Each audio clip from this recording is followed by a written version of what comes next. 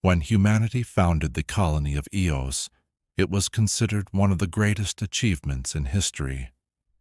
The planet orbited a quiet star nearly 60 light-years from Earth.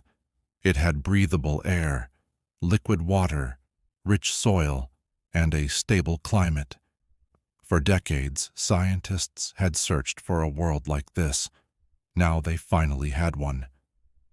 The first settlers arrived with a simple goal: build a second home for humanity. The colony grew quickly. Landing fields became roads. Roads became neighborhoods. Neighborhoods became cities. Within a few years, thousands of people lived on Eos. Children were born beneath an alien sky. Schools opened. Farms expanded across the valleys. For many colonists, Earth became little more than a distant memory. Life was good, peaceful, predictable.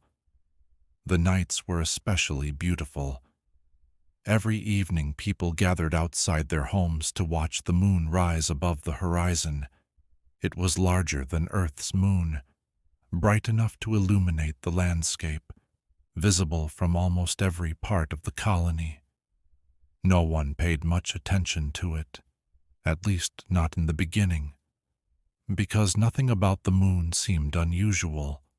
And yet, years later, everyone would remember it as the place where the mystery began. The first report sounded so absurd that nobody took it seriously. Two maintenance workers were repairing communication equipment during a night shift. While taking a break, one of them pointed toward the moon. He mentioned the strange dark cracks covering its surface. His partner looked up and laughed. There were no cracks. The moon was perfectly smooth. At first, they thought it was a joke. Then they realized neither of them was joking. For nearly an hour they argued. Each man became increasingly frustrated. Each was convinced the other was pretending. Eventually they reported the incident. The report was ignored, but similar stories began appearing across the colony. A teacher disagreed with her husband. A pilot disagreed with his crew. Friends who had known each other for years suddenly discovered they were describing completely different moons. Some people saw mountains. Others saw enormous rings surrounding the object. A few claimed they could see glowing patterns moving across its surface. The differences were too specific to dismiss as imagination. Within months, the strange disagreements became one of the most discussed topics on Eos. Some treated it as entertainment. Others found it deeply unsettling. For the first time, people began wondering whether something was wrong with the colony or with themselves. The Colonial Science Authority eventually launched a formal investigation. At first, researchers expected a simple explanation, perhaps a neurological condition, perhaps an environmental effect unique to the planet. Teams of scientists interviewed hundreds of colonists. The results only made the mystery worse.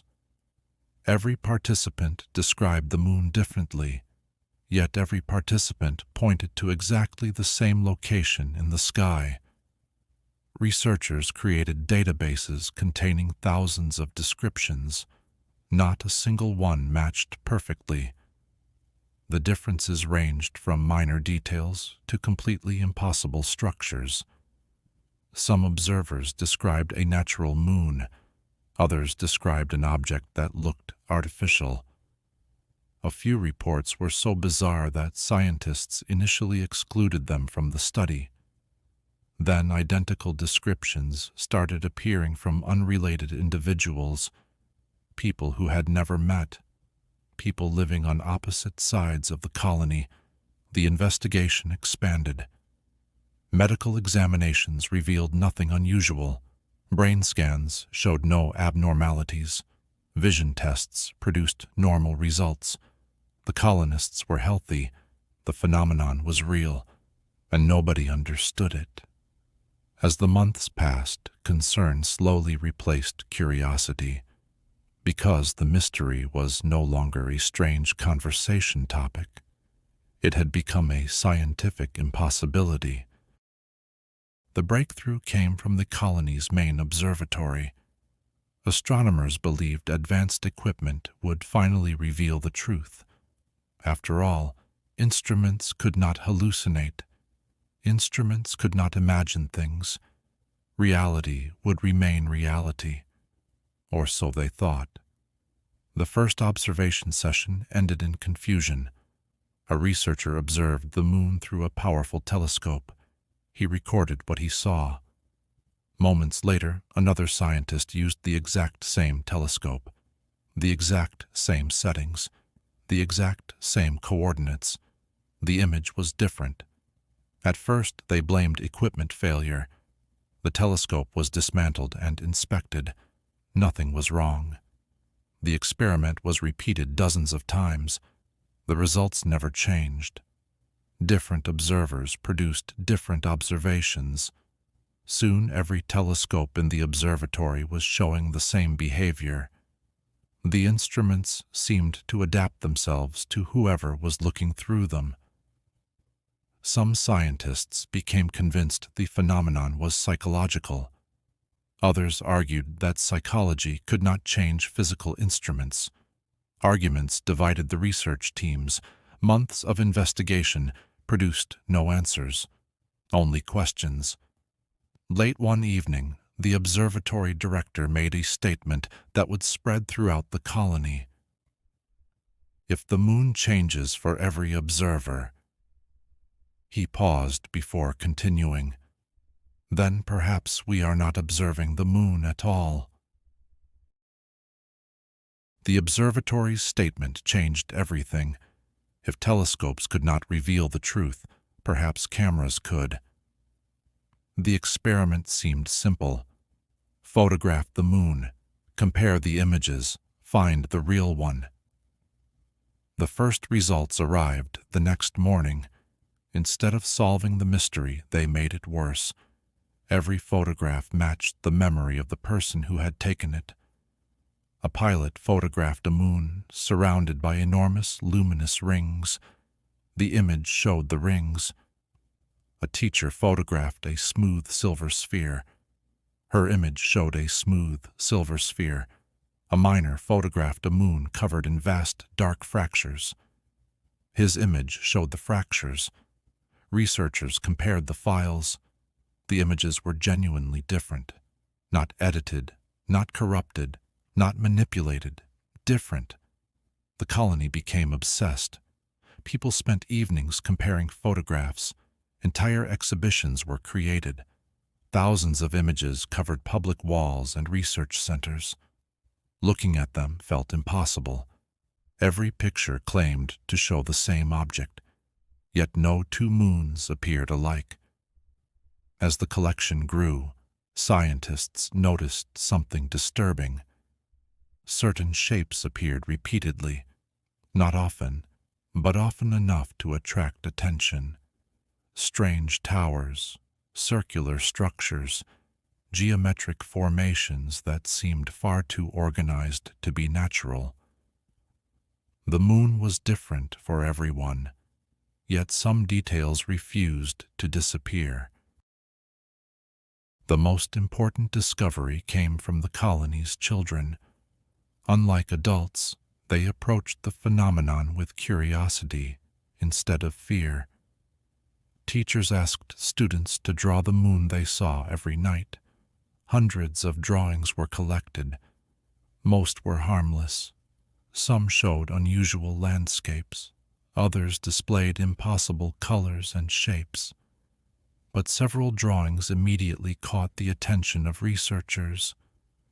Children from different regions of the colony had drawn the same enormous structures, tower-like formations extending across the lunar surface, vast arches rising above dark plains, and something that resembled a gigantic eye. The similarities were difficult to explain. The children had never met. Many were too young to access research reports, yet their drawings contained recurring details. Psychologists suggested coincidence. The explanation failed. The same structures continued appearing, again and again. The researchers began to suspect something uncomfortable. Perhaps the moon was not changing randomly. Perhaps it was communicating, not with words, not with sounds, but through images.